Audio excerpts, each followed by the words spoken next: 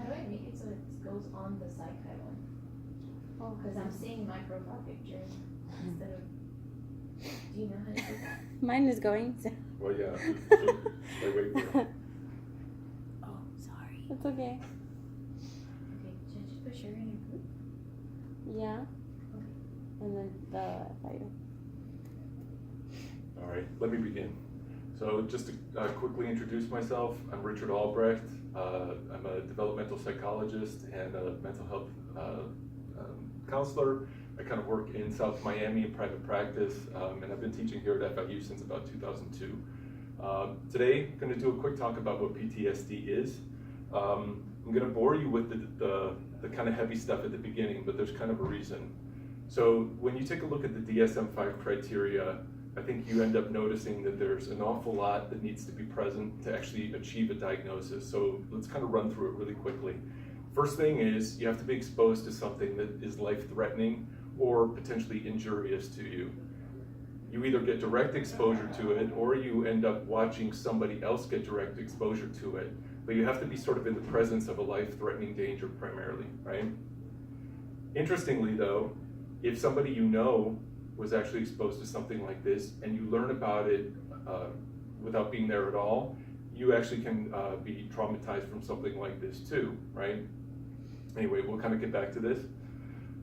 For first responders, if you're also repeatedly exposed to some sort of stressor, if you're picking up body parts, or if you're always witnessing, I don't know, an accident scene, or if you even are a therapist who hears about child abuse all the time, this might be one of the criteria. Now, if you notice, you need one or more of those following things to actually get this diagnosis, right? This is the first domain.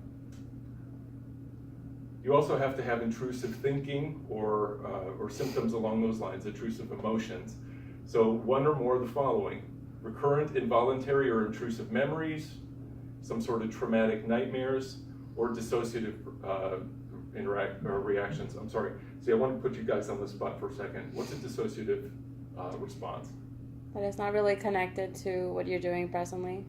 Yeah, It's irrational. You tune out, right? And there are forms of it. So flashbacks is one of them, where somebody's kind of re-experiencing whatever happened, but people can also tune out and kind of lose time. So somebody who's schizophrenic or has a psychotic disorder will often tune out in a dissociative way. It's kind of like living in a daydream.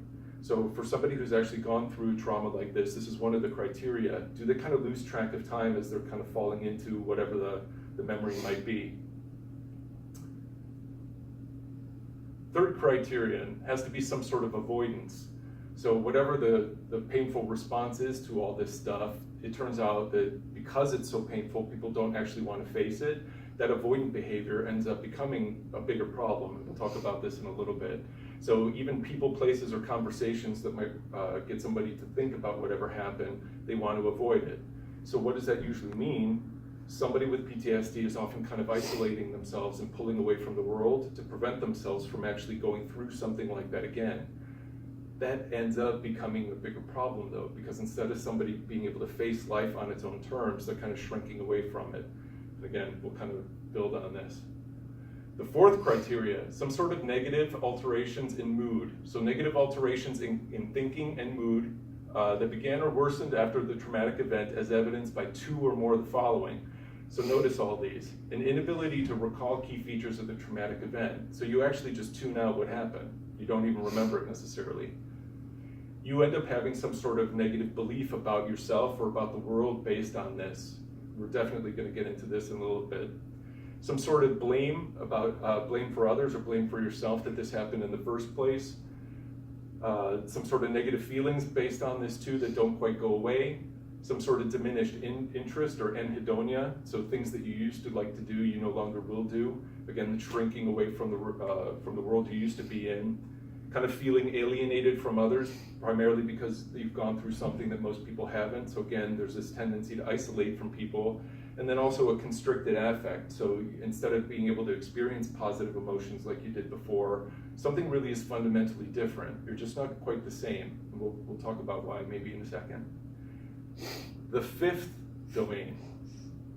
So alterations in arousal and reactivity. Somebody's going to end up being more irritable. Again, you need two or more of these. Irritable or aggressive, self-destructive, Hypervigilant, which means, Like super alert. yeah, constantly on alert that something bad is about to happen.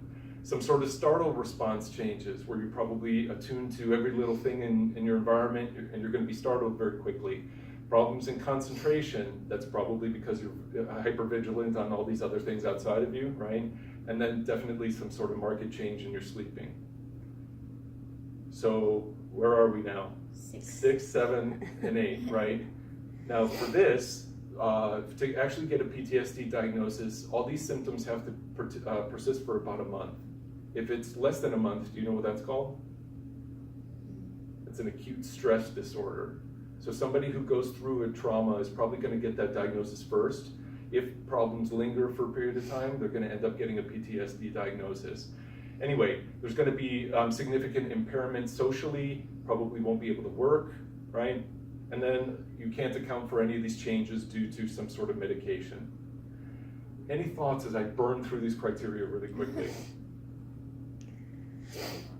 So the changes cannot be because he started taking medication. For example, if he was taking medicine because he had an accident, Right. none of the side effects of that medicine can be attributed to the behaviors that he's Right, having. or he won't classify for a PTSD diagnosis. I think for me, it's how many criteria need to be met to actually get this diagnosis. Because if you listen to the way people talk now, something bad happens and automatically, oh, I have PTSD. Now they kind of say it in jest a little bit, but somebody who's truly gone through something that they have difficulty processing, they're in a class all their own, right? It really is very debilitating. So let's talk a little bit about why. When something happens, it has no particular magic. Like an event that occurs, even like what happened with the FIU bridge, it has no vibes that automatically make you feel something, right? It's what you end up saying to yourself about it. It's how you have this response where you're praising what just happened. You're kind of telling yourself something about what it means, right? And you're also doing some thinking about your capacity to react to whatever just happened. Most people who go through some sort of really traumatic event don't get PTSD. That suggests that there's some sort of resiliency in most of us where we are saying the right things to ourselves to help us get through something that's very difficult. For people who do get the diagnosis though, somehow they get stuck. And so a good part of that seems to be the appraisal that they have. What does all this mean? Now, if you really think about what appraisal is, it's sort of that, the way you think, it's the way you feel, but it's also a lot of body sensations that occur as you're going through something that's really stressful. There are some theories to suggest that some people who get PTSD have such a strong response to whatever it is that's happening that physiologically maybe they are a little bit different than most of us. I think though it's a little hard to quantify. Like there's no way that we're really going to know that, at least not right now. I think the most important thing to think about though is that the fear of this moment really persists because people learn to think about it in a way that's very, very deleterious to who they are. You'll see what I mean in a second. The other factor is that people may go through multiple events in their life that actually are very similar to that big event that maybe sends them over the edge to get that diagnosis. If you've gone through multiple traumas, it's probably that your brain is attempting to remember some of this stuff as a way of protecting you. But accidentally, that can also make you a little prone to something later in life. Again, we'll kind of talk about this in a little bit. Now, just to kind of get the biology out of the way in a simple way, right? This is the fight or flight mechanism that's built into us.